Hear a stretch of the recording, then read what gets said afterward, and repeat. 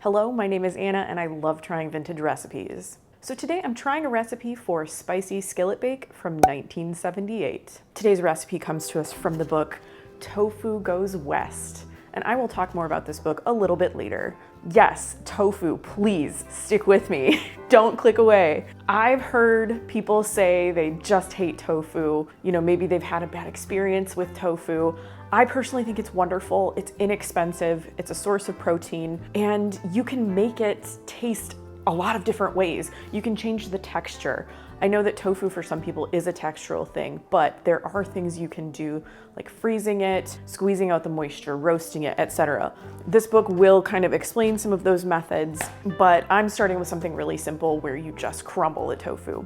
And I promise you, I feel like I have to justify my use of tofu. Maybe it's not for everyone, but if you were thinking of like maybe giving it a shot, trying it again, you know, I would encourage you to find a recipe and do that, or maybe make this one. I haven't made this one before, so I don't know how it is. If you are going to attempt this recipe, make sure that you start the recipe in a vessel that is oven safe. So I'm gonna start the recipe on the stovetop and then it goes into the oven to bake. So make sure you have a skillet or, you know, some other kind of cooking vessel that is oven safe. So there's my recipe for Spicy Skillet Bake.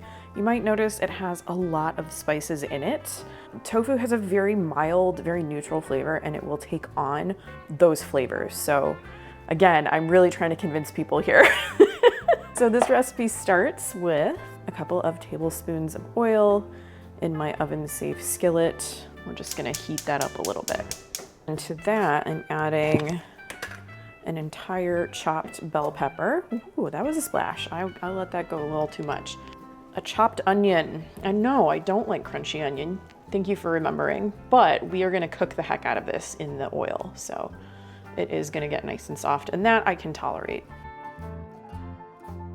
Okay, you can see this is all nice and soft and cooked, and I've removed the skillet from the heat. And the next step is to stir in a pound of tofu mashed well with a fork, and that's what that looks like.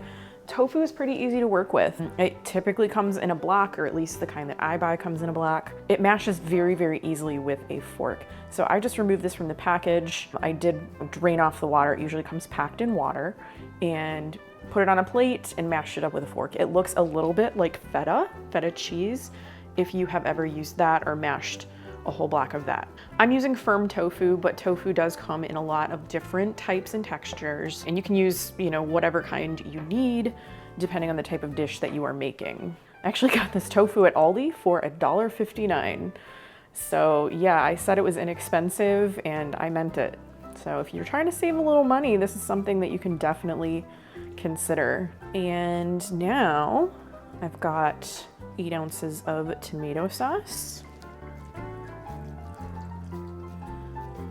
And then some spices, my chili and cumin right here. I'm just using like regular chili powder, but you can go spicy if you want. It's really up to your tastes. And then also some salt and garlic powder.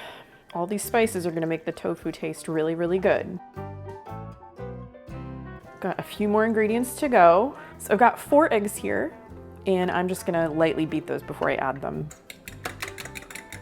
So eggs, another excellent source of protein that is somewhat inexpensive. I don't know, about a year ago, we were going through a time when eggs weren't quite as inexpensive as they once were. They were still, you know, cheaper than meat, at least where I was. But yeah, I know that eggs fluctuate in price, but they're still pretty cost effective. Finally, a cup of cheddar cheese. Cheese just, you know, pretty much makes everything better.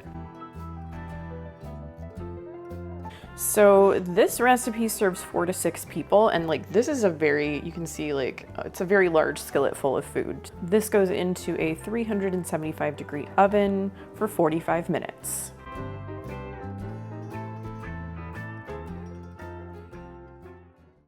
So my recipe today comes from Tofu Goes West, and this book was originally published in 1978.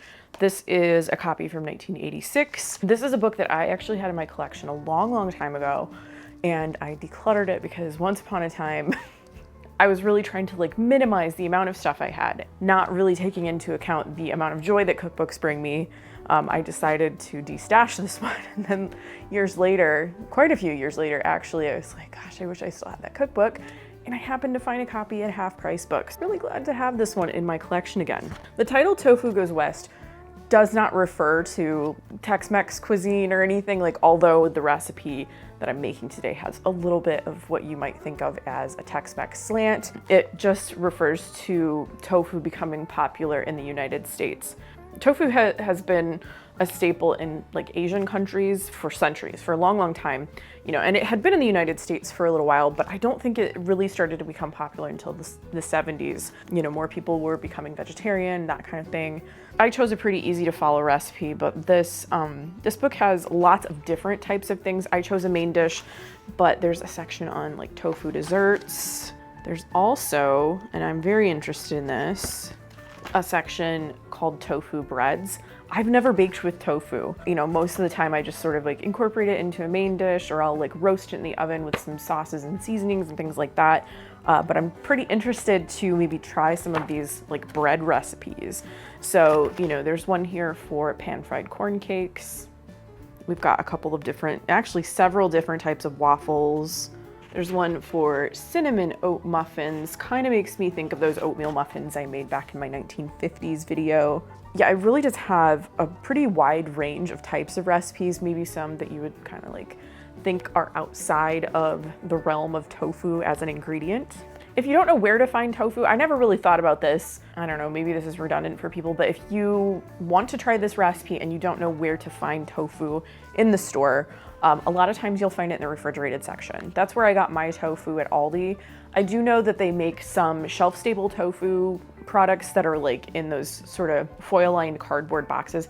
I think that might be more for like silken tofu, that kind of thing. But yeah, just go to the refrigerated section.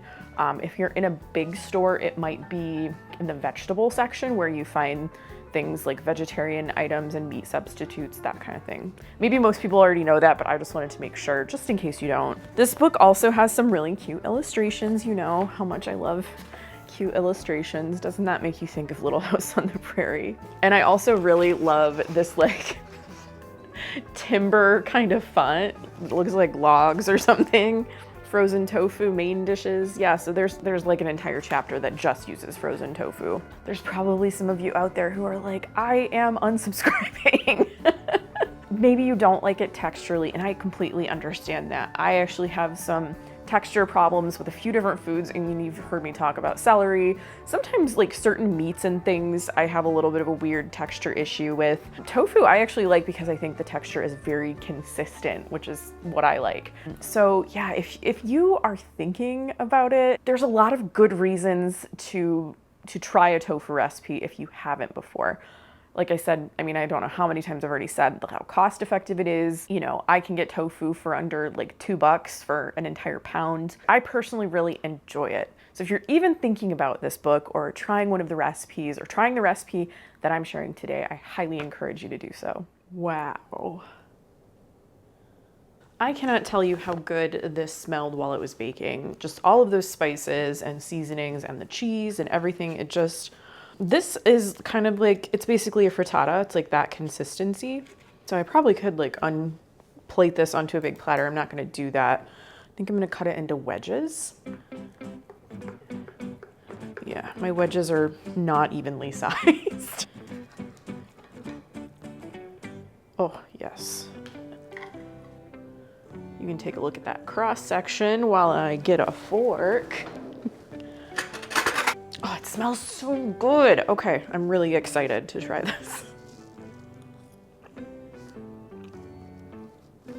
Oh my gosh, it's so good. I knew it. I knew it. I love that texture. Oh gosh, it's good. Oh man, okay. Words are failing me because this was delicious. It's seasoned perfectly. I was like, maybe I need to add more salt or something. I did nothing. I followed the recipe exactly, and it is perfect. This would be a great breakfast, lunch, or dinner, honestly. If you like things a little more zesty, you can put some cayenne or some hot sauce. If you need to, you can back down that chili powder. I don't find this to be very spicy. I just find it to be very flavorful. and I'm gonna keep eating it because it's really good. I mean, I know there are people out there who are probably like, no, it's tofu, I'm not gonna eat it. Like, this dish could change your mind. It is so delicious. I'm not gonna say anything else because I'm still very hungry and I'm gonna finish eating this. If you love cookbooks and recipes from the 1970s, I have an entire playlist and I will link it in the description down below. I hope you liked this video. If you did, please give it a thumbs up and subscribe to my channel if you haven't already. I post videos about food, vintage cookbooks, and retro recipes every week. Thanks again, and I'll see you in my next video. Bye. Oh, it's so good!